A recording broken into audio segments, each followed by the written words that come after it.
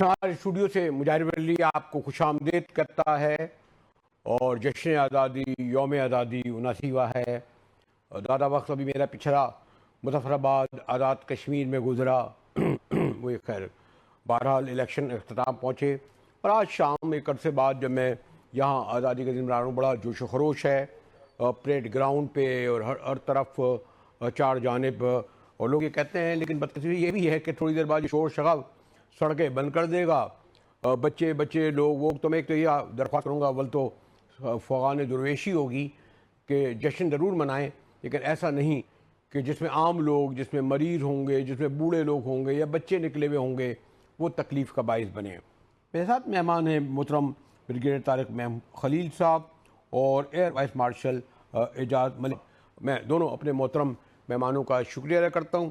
اب مجھے نہیں پتہ، پہلے وہ جیسے شاعروں کی ہوتا تھا تقدیم و تاخیر کے، جی وہ بڑے شاعر کو پہلے بلایا جائے، مجھے نہیں پتہ کہ ایئر مارشل وائس مارشل صاحب یا بریگیڈیئر صاحب میں سینئر کون ہے، تو میں کہا ایئر وائس مارشل نام صاحب سے لگ رہا ہے کہ سینئر ہی ہوں گے۔ شکریہ ایئر وائس مارشل صاحب، آپ نے مجھے میرے لیے وقت نکالا۔ اچھی باتیں کرنا جی بڑا اچھا ہے، جشن من رہا ہے، یہ ہو رہا ہے، لیکن ریئلٹیز بھی اپنی جگہ ہیں۔ یہ بھی ایک حقیقت ہے کہ 79 ایئرز میں ہمیں ہمارے جو بھی سویلین حکمران تھے ان کے خلاف 3 مارشل لا لگے۔ یہ بھی حقیقت ہے کہ 70 میں پاکستان تقسیم ہوا، اور یہ بھی حقیقت ہے کہ بحیثیت مجموعی ہم بہت زیادہ پاس سے سیکھتے نہیں ہیں۔ آپ لوگوں نے بڑی قربانیاں دیں، 47 میں بھی، 65 میں بھی، 70 میں بھی، اب یہ مارکا آیا اس میں بھی، اور مجھے ایسا لگتا ہے کہ جو ذمہ داری یقیناً سویلین حکمرانوں کی ہوتی ہے، پارلیمنٹ کی ہوتی ہے، بڑی تنخواہیں لیتے ہیں، شاید اب تو آپ لوگوں کی جتنی پینشن ملتی ہے اس سے بہت زیادہ ہوگی، عام طور پر ملبہ گرا دیتے ہیں، ساری ذمہ داریاں اپنی بھی ذمہ داریاں ہیں وہ آپ کے ملٹری فورسز پہ۔ تو اچھا تو لگ رہا ہے منانا، لیکن مجھے ایسا لگتا ہے کہ پاکستان کا خواب اس وقت تک تکمیل تک نہیں پہنچے گا، وہ جاری ہے جب تک کہ ہمارے ہاں جو اشرافیہ ہے، اقتدار کا منبع ہے، وہ سیکھیں تو پھر لوگ ان سے سیکھیں۔ جی وائس مارشل صاحب۔ بہت شکریہ۔ آج کا دن یقیناً ہم سب کے لیے ایک بڑا اہم دن ہے، اور ہمیں اسے یوم تشکر کے طور پہ منانا ہے کہ اللہ پاک نے ہمیں آزادی کی نعمت سے نوازا۔ آزادی کی قدر ہمیں ان لوگوں کی طرف دیکھ کے پوچھنی چاہیے جن کے پاس اپنا ملک نہیں ہے، یا اگر ملک ہے تو اس میں دوسرے لوگ جو ہیں ان کا کنٹرول ہے، ان کی زندگی اور موت دوسروں کے کنٹرول میں ہے۔ تو دیکھیں، یقیناً پچھلے 8 دہائیوں میں ہم نے بہت سارے اچھے کام بھی کیے ہوں گے، یقیناً کیے ہیں، اور کچھ غلطیاں بھی کی ہوں گی۔ تو یہ پرسپیکٹو کی بات ہے کہ ہم کس پرسپیکٹو سے یا کس لینس سے اپنی پروگریس کو دیکھنا چاہتے ہیں۔ تو میں تو مجاہد صاحب بڑا آپٹیمسٹک ہوں۔ میں یہ سمجھتا ہوں یقیناً پاکستان کو اپنے قدرتی وسائل، اپنے نیچرل ریسورسز کے علاوہ human resource, mineral resource, geostrategic position, اور ان سب چیزوں کے ہوتے ہوئے ہمیں دنیا کی جو 10 بڑی قومیں ہیں، 10 بڑے اکانومیز ہیں، ہمیں اس میں ہونا چاہیے۔ اب اگر ہم اکانومی کے اعتبار سے اس میں نہیں ہیں تو اس میں ایک ڈیبیٹ کی جا سکتی ہے کہ ہماری پالیسیز کا تسلسل نہیں ہے، یا ہماری لیڈرشپ نے کوئی ایسے فیصلے کیے جس کی وجہ سے ہم اپنے پوٹینشلز کو ہارنیس نہیں کر سکتے۔ لیکن اس کا مطلب یہ نہیں ہے کہ ہم نے ترقی نہیں کی۔ انفرادی طور پہ الحمدللہ آپ یہ دیکھیے کہ ہم تقریباً 26-27 کروڑ کا ملک ہے، اور میرا نہیں خیال کہ پاکستان میں اگر کوئی شخص کچھ کسی بھی طرح کا ہاتھ پیر ہلانے کا جو اہل ہے وہ بھوکا سو جائے۔ پاکستان میں کوئی شخص بغیر جوتوں کے نہیں پھرتا، پاکستان میں کوئی شخص کسی نہ کسی شکل کے بغیر نہیں۔ ٹھیک ہے مارشل صاحب، تو سوری ٹو سے بڑی اچھی گفتگو کر رہے ہیں، لیکن وہی وقت کا بھی ہمارا مسئلہ ہوتا ہے۔ بریگیڈیئر صاحب آپ کو پتہ ہے سیاستدانوں سے نمٹنا تو آسان ہے. اب ایئر مارشل صاحب نے اگر ایک بات کی ہے تو میں اب اختلاف تو نہیں کروں گا ان سے. نہ آپ لوگوں سے سیاسی سے بات کی جاتی ہے کہ یہ بھی حقیقت ہے کہ 79 ایئرس بعد اگر اشرافیہ آپ کا فیوڈل جو ہے کیا دیتا ہے, سب 35% زراعت میں ٹیکس دیتے ہیں, 8 ارب تنخواہ دار اور آپ لوگوں سے وہ دیتے ہیں, 47% بچے بھی سے غربت کے نیچے کی لکیر میں ہیں, 3 کروڑ بچے اسکول نہیں جاتے. صرف یہ بات میں کہہ رہا ہوں کہ یہ باتوں کو ریئلائز بھی کرنا چاہیے. آپٹیمسٹک ہیں, ہونا چاہیے, ہیں, لیکن یہ بھی ریئلٹی ہے کہ اشرافیہ قربانی دیتی, عوام قربانی دیتے ہیں, افواج پاکستان قربانی دیتی ہے. محترم بریگیڈیئر صاحب. السلام علیکم بجاج صاحب, کیسے ہیں آپ؟ جی اللہ کا شکر. میری آواز آ رہی ہے آپ جی کو؟ جی بہت زیادہ آ رہی ہے آواز آپ کی. اب بڑی دیر بعد ملاقات ہوئی. جی جی بریگیڈیئر صاحب. پہلی بات تو یہ ہے کہ ہم سارے یوم آزادی کو میں تو ایک ڈفرینٹ 3 ڈائمینشنل سے دیکھتا ہوں, کیونکہ ہم ابھی جو باتیں کر رہے تھے وہ تو آپ میکرو ایشوز میں چلے گئے. مائکرو سے نکل کے ہمیں پہلے یہ دیکھنا چاہیے جینیسس آف جو پاکستان کی انڈیپینڈنس ہے وہ ہے کیا. میرے کئی آرٹیکل پہلے بھی آئے تھے, کل بھی ایک آ رہا ہے فائنینشیل ڈیلی میں, کہ یہ 1947 14 اگست کو پاکستان کوئی نیا ملک وجود میں نہیں آیا تھا. جو سورج غروب ہوا تھا نومبر 1857 کو, وہ دوبارہ طلوع ہوا ہے 14 اگست 1947 کو. اور اگر پاکستان نہ ہوتا تو آج یقین جانیے سب کانٹیننٹ میں کوئی مسلمان مملکت کا وجود بھی نہیں ہوتا. صحیح. اور 1938 میں جو اینول مسلم لیگ کی جنرل اسمبلی تھی کلکتہ میں ہوئی تھی, اس میں قائد اعظم نے اور سب لوگوں نے تقریریں کی تھی. میں آخری 2 لائنیں ان کی سنا دیتا ہوں. انہوں نے کہا تھا کہ ہماری جو جدوجہد ہے وہ صرف سے انگریز سے آزادی لینا نہیں ہے, ہم اپنے آپ کو ہندو کی پرپیچول سلیوری سے بھی آزادی چاہتے ہیں. ٹھیک.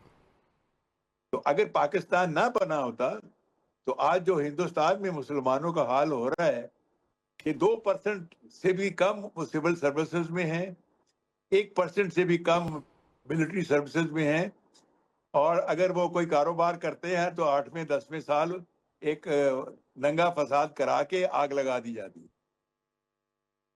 آپ بھی جانتے ہیں بریلوی سے, میں بریلوی میں یہ 2-3 دفعہ دنگا فساد ہو چکا ہے پچھلے 30-40 سال میں. جی. دوسرا جو بڑا امپورٹنٹ ڈائمینشن ہے وہ ہے economic and social.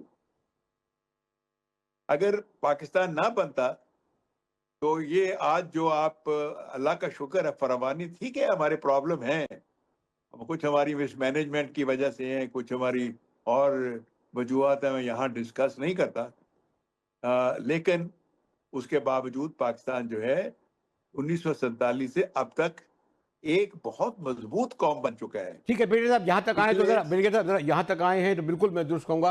Air marshal صاحب, میں نے جو اس پہلو سے ذکر کیا تھا, بریگیڈیئر صاحب کہہ رہے ہیں کہ ہم مضبوط قوم بن چکے ہیں, لیکن آپ جب کوئی سیلیبریشن جشن کا موقع آتا ہے, عید بقرعید میں, تو ہمیں اپنے ماں باپ تو یاد آتے ہیں نا جو مرحوم ہو چکے ہوتے ہیں. اسی طریقے سے جب ہم جشن مناتے ہیں تو ہمیں دونوں پہلوؤں کو بھی تو سامنے رکھنا چاہیے نا, کہ یہ اس کو تاکہ کریکٹ کیا جا سکے. ایئر مارشل بالکل, دیکھیں آپ کا جو تھیسس ہے وہ اپنی کہا کہ علی کیپچر جو ہے آپ اس کو چیلنج کر رہے ہیں. یہ اس لیے ہے کہ ہم نے قائد اعظم کی ویژن کو ہی ہم نے ابینڈن کر دیا. انفارچونیٹلی ہم پاکستان کا وجود اس لیے نہیں تھا کہ ہم نے ہندوؤں سے یا بچنا ہے یا ان کے ہاتھوں ایکسپلائٹ ہونے سے بچنا ہے. کہ پاکستان کو اگر اسلامی فلائی ریاست بنانے کی قائد اعظم کی ویژن تھی تو اس کا مطلب یہ تھا کہ ہم نے اس میں عام شہری کو بھی سٹیک ہولڈر بنانا ہے.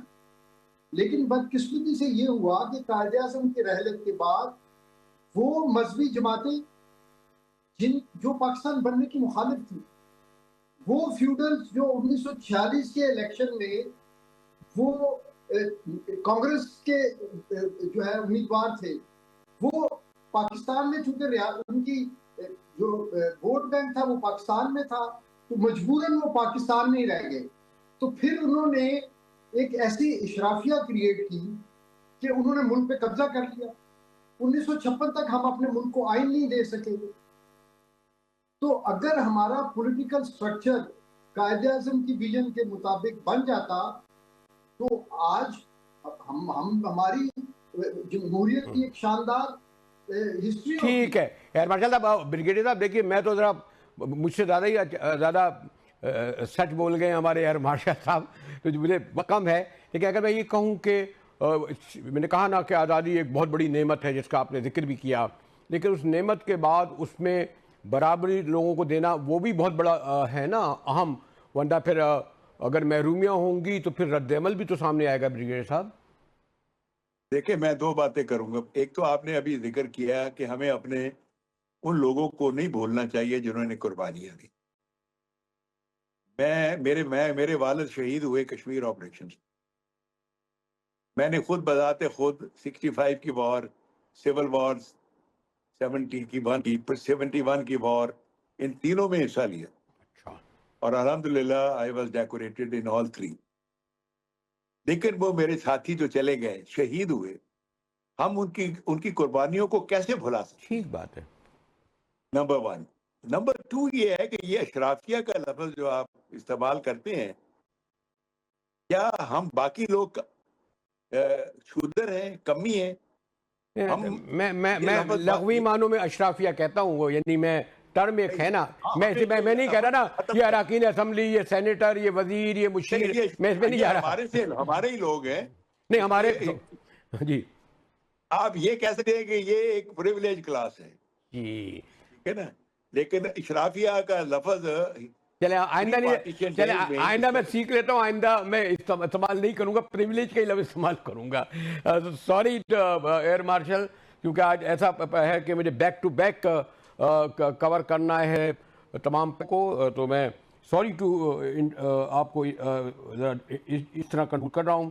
بریگیڈیئر ریٹائرڈ طارق خلیل صاحب اور ایئر وائس مارشل اعجاز ملک ہمارے ساتھ تھے. ایک اور پالیسی بھی گفتگو کریں گے, مگر بریک کے بعد ہمارے ساتھ رہیے گا.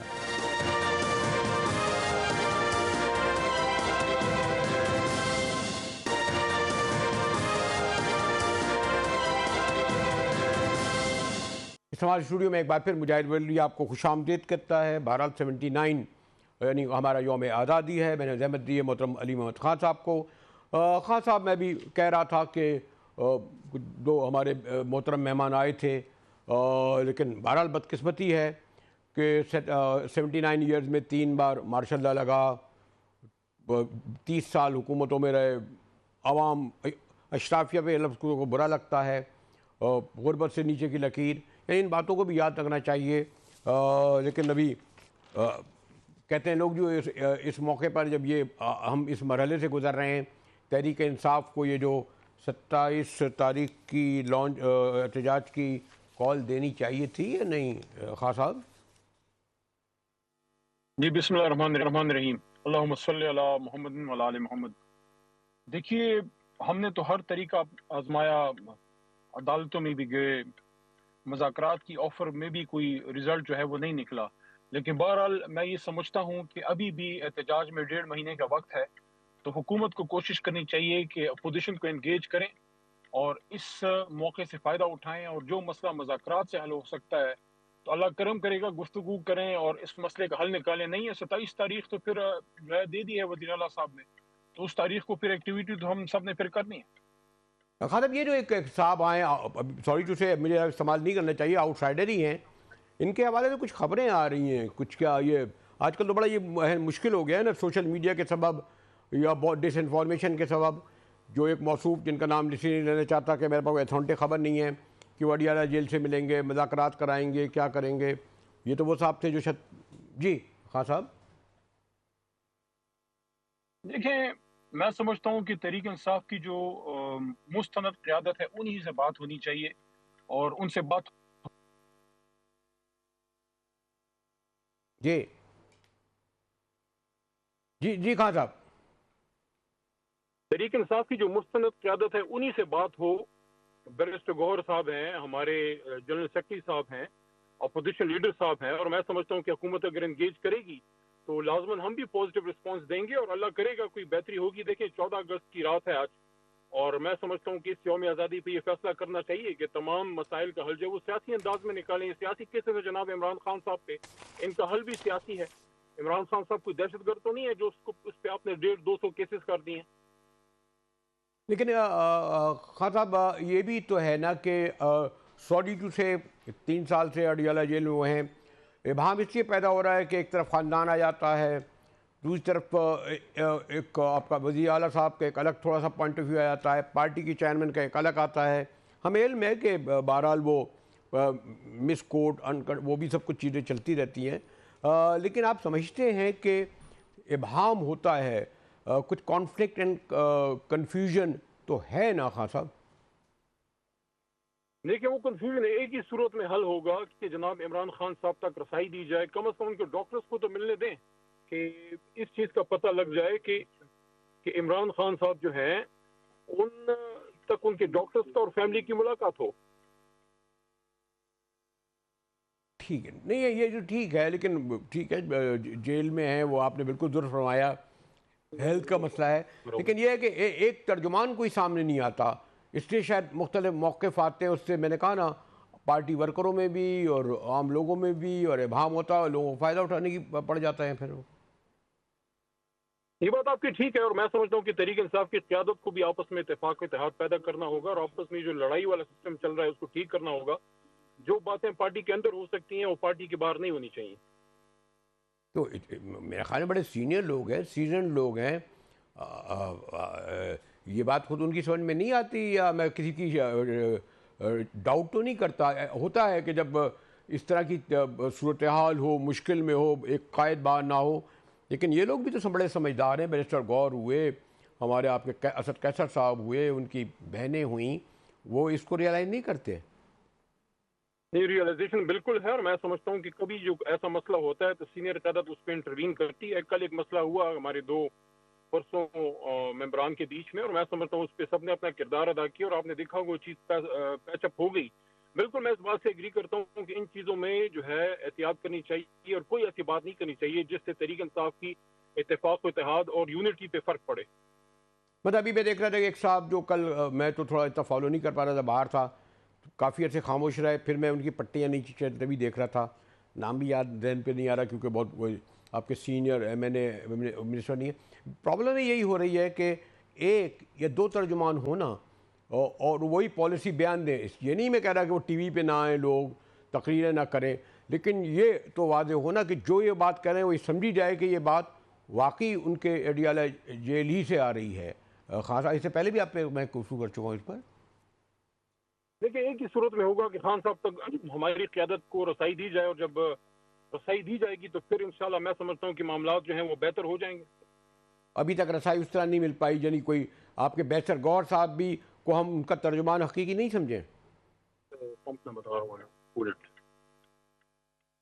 دیکھیں غور صاحب ایک سنجیدہ آدمی ہے, اور میں سمجھتا ہوں کہ جب وہ ان کی والدہ صاحبہ کی فوتگی ہوئی ہے, جب وہ واپس آتے ہیں تو ان معاملات کو وہ خود بھی دیکھیں گے. میں اپنا بھی اس میں کردار ادا کروں گا, اور امید ہے انشاءاللہ کہ مسئلہ بہتر ہوگا.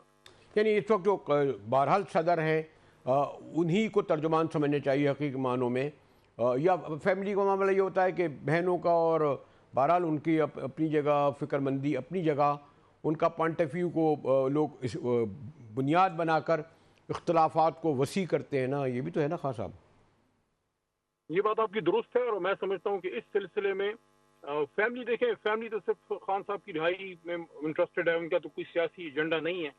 اس سلسلے میں پارٹی کی قیادت سے بھی یہ توقع رکھتا ہوں کہ غیر ضروری ان معاملات پہ بات نہ کی جائے جس سے معاملات خراب ہوتے ہیں.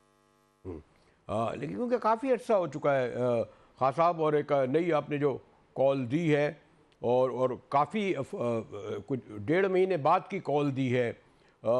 اس سے پہلے بھی کالیں دی گئی ہیں, وہ کہتے ہیں واپس لے لیتے ہیں کال, کسی پریشر کے سبب, کسی اور سبب. اس کو سمجھے کہ یہ کال واقعی فائنل ہے.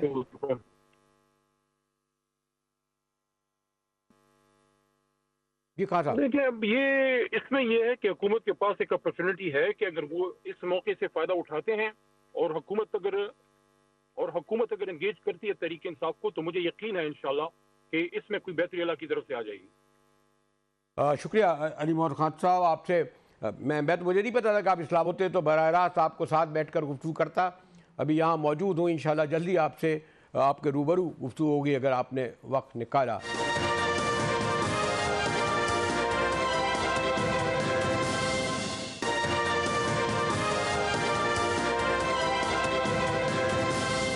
اس وقت اسٹوڈیو میں مجاہد بلی آپ کو خوش آمدید کہتا ہے. اچھا تو نہیں لگ رہا کہ یوم پاکستان کے دن, جشن آزادی کے دن بھی ٹرانسپورٹ, وہ بھی گڈس ٹرانسپورٹ کے ہزاروں کی تعداد میں جو ہے ان سے منسلک لوگ $50 کروڑ کے درآمدی کنٹینر پھنس کے رہ گئے ہیں. یہ درآمدی کنٹینر, اس میں یقیناً بہت ساری چیزیں ہوں گی جو ضائع بھی ہو سکتی ہیں, ضائع بھی ہو جائیں گی. حکومت چھٹے دن بھی راضی نہیں کر سکی گڈ ٹرانسپورٹ کو. بھائی آپ کس بات کے لیے ہیں؟ زیادہ تر وہ سیاستدانوں کو منانے کے لیے تو آپ ان کے گھٹنوں کو ہاتھ لگاتے ہیں, انہیں گھروں پہنچ جاتے ہیں. ان کا کیا مطالبہ ہے گڈ ٹرانسپورٹ کا؟ مجھے ابھی میری کوئٹہ کی نمائندہ بشرا قمر بتا رہی تھیں کہ بلوچستان میں کم و بیش 100 سے زائد کنٹینروں کو جلا دیا گیا ہے اور بلوچستان گورنمنٹ نے وعدے کے مطابق اس کی ادائیگی نہیں کی ہے. میں کوشش کر رہا تھا لیکن ذرا نیٹ کی پرابلم ہے. ملک شہزاد ایوان سے جو گڈ ٹرانسپورٹ کے سربراہ ہیں, اور آپ کو علم ہے کہ کوئی بھی تاجر, صنعت کار, ٹرانسپورٹر اور خاص طور پر وہ جو اشیاء خرد و نوش کو ایک جگہ سے دوسرے پہنچاتا ہے, وہ ہڑتال کا متحمل ہی نہیں ہوتا. اس کا صرف خالی نقصان اس کا یہ نہیں کہ پیٹرول کا جو ہے اس کا پیٹرول ہی خالی کا مسئلہ نہیں ہے, اس میں ڈرائیور کا مسئلہ نہیں ہے. اس میں اصل بات یہ ہے کہ لاکھوں نہیں بلکہ بعض جگہ تو جیسے میں جو فیگرز آپ کو دے رہا تھا, یہ سب کوئی $50 کروڑ کی ہیں جو درآمدات, جس کے سبب یہ مکمل ہڑتال ہوئی ہے. آپ کس بات پر آپ کہیں کہ یہ مسئلہ حل کرنے کے لیے بھی کوئی اسلام آباد سے بھیجا جائے گا؟ یہ ان لوگوں کی جو بات کر رہے ہیں, اس منسٹری کی, اس وزیر کی, اس سے وابستہ اداروں کی, ان کے سربراہوں کی بڑی غلطی ہے. اور ایک حد تک گڈ ٹرانسپورٹ کے قیادت کو بھی ایک قدم پیچھے ہٹنا چاہیے کہ یہ معاملہ عام آدمی کا بھی ہے. اسی کے ساتھ ہی اسلام آباد اسٹوڈیو سے مجاہد بلی کو اجازت دی.